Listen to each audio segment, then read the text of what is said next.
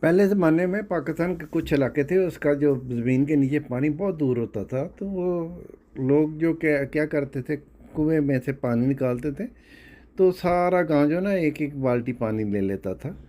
تو کیونکہ پانی نہیں ہوتا تھا تو وہاں یعنی کہ کوئی اللہ والا آیا، اس نے دیکھا مسجد بے آباد پڑی ہوئی ہے، اس نے پوچھا بھائی مسجد میں نماز کیوں نہیں پڑھتے؟ انہوں نے بولا جی ہمارے یہاں پانی نہیں ہوتا۔ تو کہتے ہیں وضو کے بغیر نماز نہیں ہوتی، اس لیے جب پانی نہیں ہوتا تو وضو کون کرے گا، پھر کہاں کیسے کرے گا؟ اس نے بولا آپ کو کس نے کہا؟ اور میں آپ کو آسان طریقہ دکھاتا ہوں۔ اس نے وہ یعنی کہ تیمم کا طریقہ بتایا، زمین پہ ہاتھ مارو، منہ پہ لگاؤ، یعنی کہ وہ تیمم جیسے کیا جاتا ہے۔ اس نے بولا جاؤ نماز پڑھ لو۔ انہوں نے بولا ہے نماز پڑھ لو، اس نے بولا پڑھ لو۔